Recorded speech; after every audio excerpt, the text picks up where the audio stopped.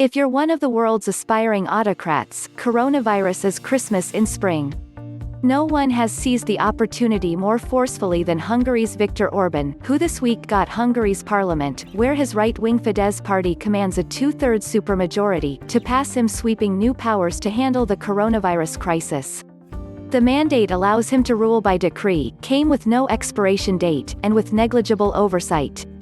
Times of panic are prone to exploitation by political strongmen.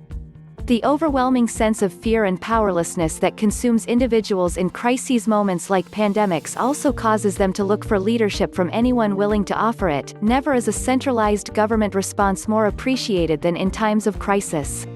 Even in genuine democracies, there's a tendency towards stronger government in moments as chaotic as these. What Orban just pulled off goes further than that.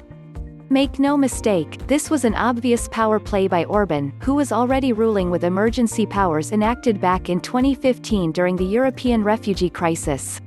But this week's moves were also born of necessity. As far as Orban is concerned, to be a successful autocrat in today's world, you have to be an excellent manager of finite resources to feed the people and systems that ensure you remain in power.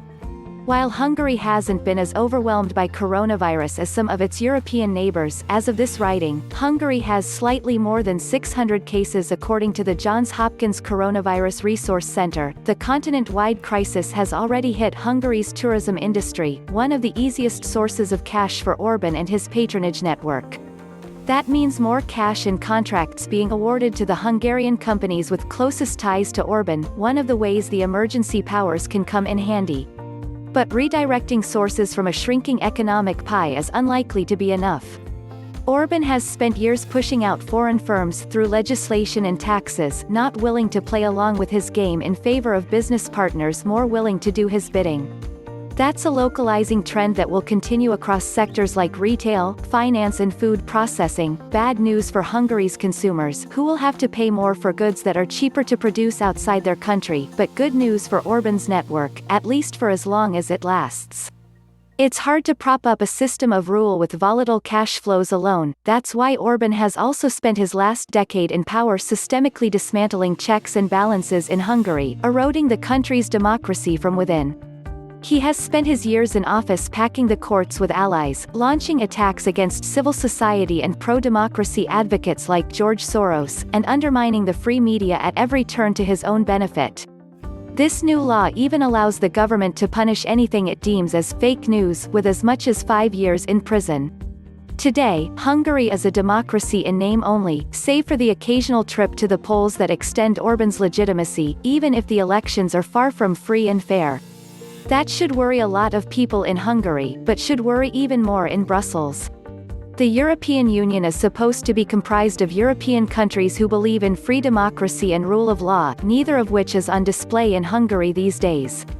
The only tool at their disposal against Hungary is invoking Article 7, which could suspend some of Hungary's rights as an EU member, but any hopes of it changing Orban's approach is defanged by the rule requiring unanimity to pass. Poland will veto moves against Hungary, and Hungary will do the same on behalf of Poland. The ineffectual punishment mechanism, combined with the preference of European leaders to ignore plenty for the sake of political cohesion, or sometimes just political expediency, has led to the current state of affairs. Unlike previous crises like the financial crisis that almost doomed the euro or the refugee crisis that nearly ripped apart the political union, the assault on political freedoms under the guise of fighting coronavirus is not a crisis that Europe can solve through money alone. This is an attack on the political values that the EU was created to protect. Ironically though, while money can't solve this particular problem, it has bought Brussels some time. Last week, the EU earmarked €5.6 billion for Hungary's battle against coronavirus. Orban desperately needs this cash, and so is unlikely to use his new powers to step too far out of line, at least in the short term. Europe knows this, so does Orban. The real question is whether anyone does anything about the longer-term crisis of democracy in Hungary that all see looming. Recent history indicates no one should hold their breath, even if they are already wearing face masks.